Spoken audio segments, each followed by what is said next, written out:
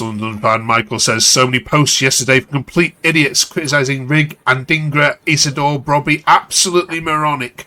Performance is the talk of football and our idiots are not satisfied. It's Rigg in particular we want to put to our panel. So many Sunderland fans having a go at Rigg's performance at Brighton. Was it even that bad? And why does he always seem to be the fall boy? We've got Jamie, Sean and Charlie back from watching that 0-0 thriller against Brighton, and perplexed as some fans are as to why we have a bit of a fan base that just wants to constantly complain about our local lads. Hope you're doing well. Merry Christmas to you all. Jamie, Charlie, Sean. The highs of beating Newcastle to the run-of-the-mill 0-0 draws, Jamie. Any particular highlights from that game? Or can we just talk about Chris Rigg for 10 minutes? I think the highlights is another solid clean sheet. Defensively, we're superb again. Like the base that we've got to build on is our massive strength. Teams are struggling to find ways of breaking us down, and if we can get the other end of the pitch clicking, then we've got a real chance of consolidating that top 10 finish. Rigg, I think Rigg, he drew the short straw, getting pushed out of the right hand side. We know he's not a winger, but he's 18 years old. He's probably not ready to start Premier League football, and especially a team that's pushing for where we are, as daft as it sounds. He wasn't great. He probably knows that himself, but let's see how he fares over the next few games. Okay. Also coming up this week, then, we're giving the gift of Christmas. These three are going to choose a gift to give to a Sunderland player or an opposition fan base of their choosing. Who will they choose? Who's the best away fans we've seen at the Stadium of Light this season so far? Who's our player of 2025? And we're up to the letter K in, of course, the Sunderland A to Z, which we've been doing so far. Quite a few to choose from that one. Right, let's get into this debate then, shall we, Charlie? A little bit more, if that's okay. William says about Rigg, he was dreadful today. It's mental that we started him out wide with Mundell, Mayenda and Isidore sitting on the bench. I think he's going to be a great player. Loaning him to the Championship for the rest of the season would likely do in the world of good. He is not Prem level yet. Charlie? Yeah, I mean, I think there's a few of them who are kind of in that boat at the minute. They're not getting. They haven't had much first team football, probably because they're not quite at the level yet that we need. I think someone like Mayenda, I would loan out. I think because I do really think he's got something, but if he's not going to play, they might as well shut him out. But with Rigg, he's still so young. He's got so much time. Like, it's whether the club feel he's better suited to just be in the squad, learn off other players and such, or they want to get him out and playing and get how many games left in the Championship season now? 25 games roughly to keep going. But I felt for him, but like what you were saying, Jimmy, he just got stuck out on the right wing, which I think it was a bit like the playoff final when he was just stuck out there to kind of nullify their left back going forward. But he did look a bit. He just looked out of place. Bless him. Like he struggled on the ball. He was hassled off it quite a lot very quickly. I don't know. They've got a few decisions to make with players like that over the next month or so, but they've all still got futures here. That's definitely for certain. Sean, what would you do with him? I mean, just look at one more here. He says, if we're being honest, he's not a right winger and he's wasted out there, which affects the team's ability to attack down that side, which is what echoes what the lads have just said. In my opinion, he's not particularly good at anything. Having said that, he should have been loaned out to the Championship this season and played centre mid only. I mean, I don't get some of your fan base sometimes. It can be so cruel to a player who's, like you say, just 18. Yeah, it's so unfair. Like, he's like already mentioned, like 18 playing out of position. Obviously, he hasn't had the game time. We'll get more game time over the next month, but I don't know if I will load him out, because if we do get injuries like after January, and it's hard to tell. But if he definitely can get a loan where he could be playing every week, especially in midfield, I would definitely do that. But it's just if we would need him. So if we get a few signings in January, then yeah, I'd let him go out on loan, but not right now. Okay. This one was sciatica. Said local boy equals whipping boy. It's been happening for years in this fan base, Jamie. Is that something you agree with? Also, to be honest, I think there's always a handful that will target anybody. I think Riggs had more positive from the fan base over this time in the team than negative. He gets a lot of support on match days. He has chants sung about him with his name. So I don't think he's particularly been a target for a long time. He just had a bad game yesterday. I don't think there's any more to it than he struggled. He's had no minutes. He got put in a difficult position, and he just didn't fare well. Didn't give him a chance in his central role if it arises, and he'd probably do a little bit better. But I think if he doesn't get that chance in the next 2 weeks or so, he never will, because when Diarra's back and Siddiqui and Gertrude can play in there, if he doesn't get a chance before them getting back, he never will. Okay. Let's talk about another player then, which was mentioned, Charlie, in some of these posts. A decent point, says Ewan, but Adingra as end product is non-existent. Isidore just looks lost. I'd be fuming if I was Mayenda. More on that Mayenda bit in a minute. But talk about Adingra, please. I thought he did all right, to be honest with you. His end product wasn't great, but the bloke's barely kicked the ball for like 4 months, and he's been put in from the start, had an hour. He was instantly getting the ball, wanting to run at his man straight away, nice and direct.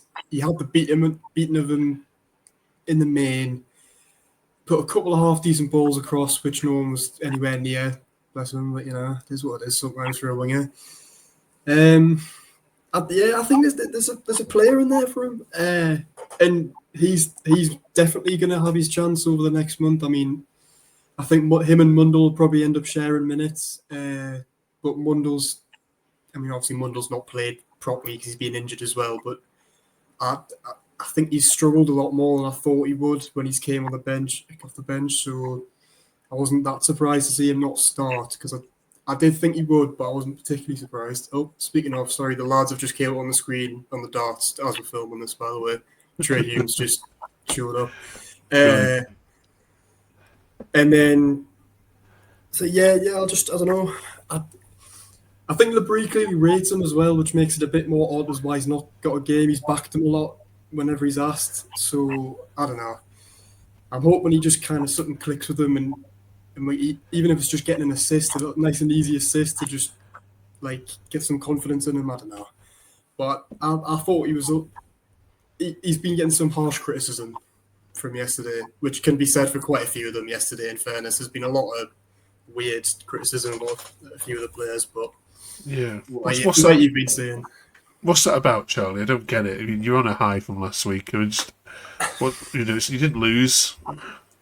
Yeah, I thought it was actually a pretty good performance. Away from home against a team who've been very, very solid in the Premier League for a few years now, who until the last 15 minutes didn't really threaten where. And yet I went on Twitter afterwards and everybody was kind of kicking off. I was like, oh, well, man, we're 3 points off the Champions League places at Christmas, having just came up from the Championship. Like, let's just relax a bit. Like, there just isn't really much need. But I think that, we're so used to having so much negativity, we just kind of need to have something to, shout about. Let's talk about Mayenda then, shall we, Sean, just a little bit. We've already talked about that particular one. Daniel says, Mayenda over Isidore. He can't even be asked to sprint or close down 5 minutes after coming on. Give us your... I mean, if you're Mayenda, what are you thinking as you sit on the bench there? Yeah, I do feel bad for Mayenda because we all know like how good he is, and obviously he's got like qualities that Isidore doesn't have. I did notice when Isidore like didn't run, you wouldn't think he was a sub. But yeah, I thought Mayenda would get a chance on Saturday, but it probably wasn't the right game for him in that moment. We're probably just trying to keep the 0-0. But he definitely will get his chances, and if he doesn't, I'll just loan him out for his sake, because he needs to get minutes. and he's getting wasted right now, just being the third choice striker. Obviously, during AFCON, he could be like an extra winger or Isidore on the wing. But right now, I do feel so sorry for him because he's just not getting the minutes at all. It's Leeds United then, Jamie, on the 28th after Boxing Day.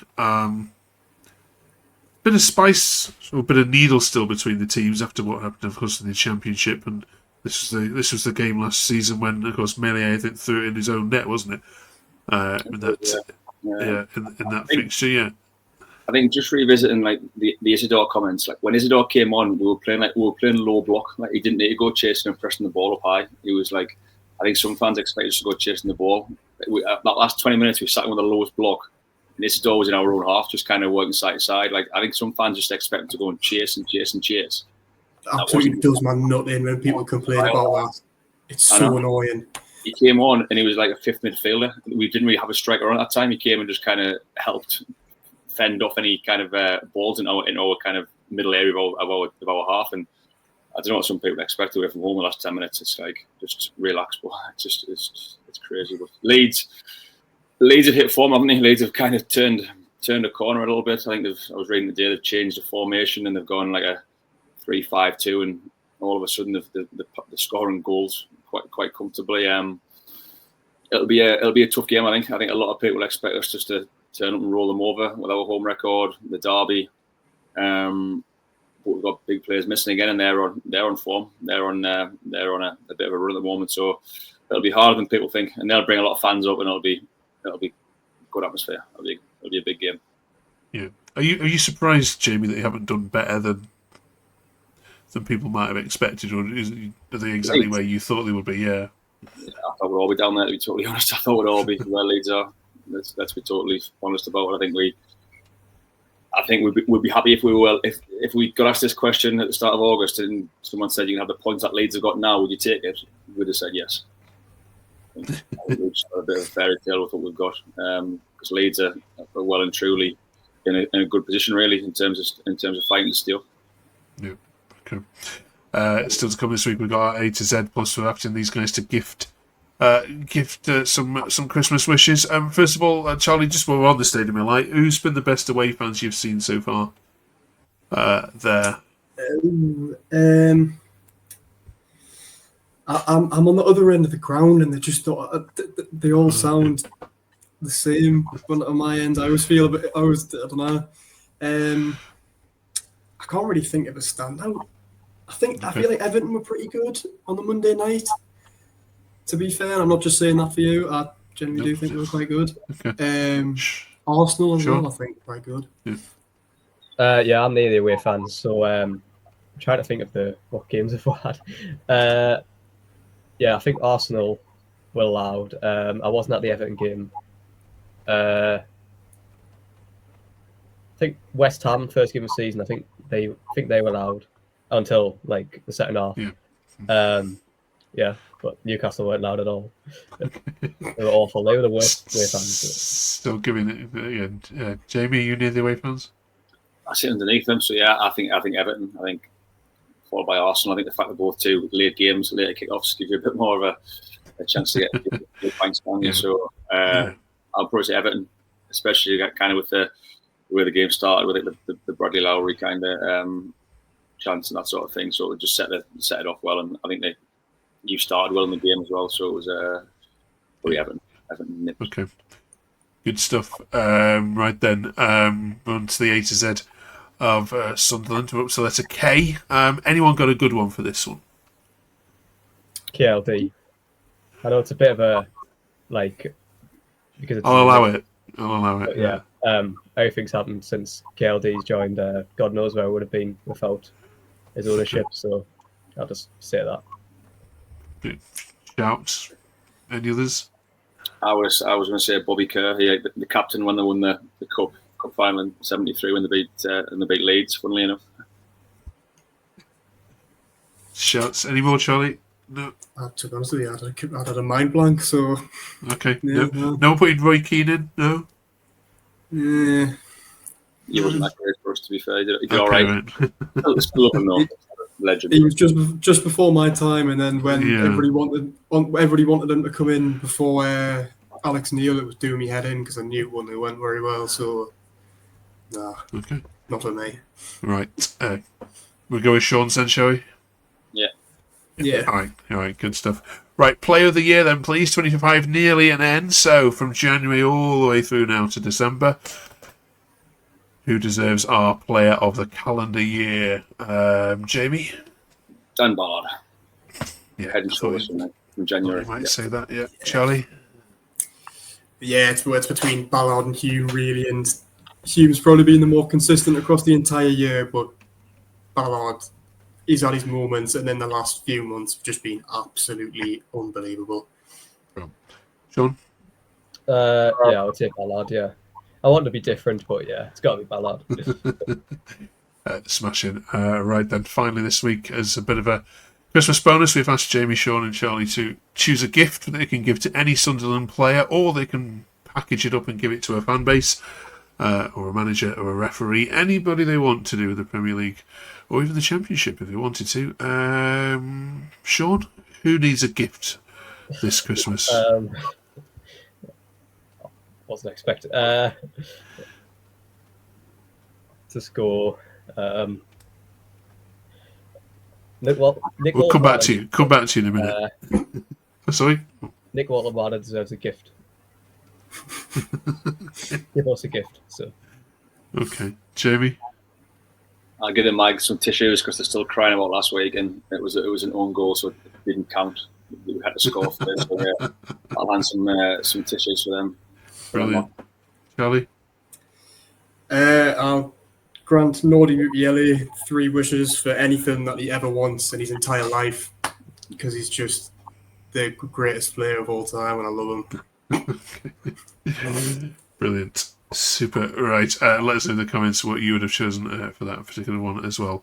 Right, you three. Wishing you all a very Merry Christmas, of course. Thank you for all your time you've dedicated to talking about Sunderland this particular year. And thank you, of course, very much for watching and making this the quickest growing Sunderland podcast there is on the internet. 20 minutes of Sunderland chat every single week. If you haven't yet subbed, please do so. It'd be absolutely amazing. And yeah, let us know your thoughts on the Chris Rigg debate in the comments below. Should he get loaned off to the Championship in the new year? Thanks, Jamie. Thanks, Sean. Thanks, Charlie. Thanks, of course, to Dylan and to Leo as well, who are missing this week. Have a great Christmas, all of you. We'll see you in a couple of weeks' time. Have a good one.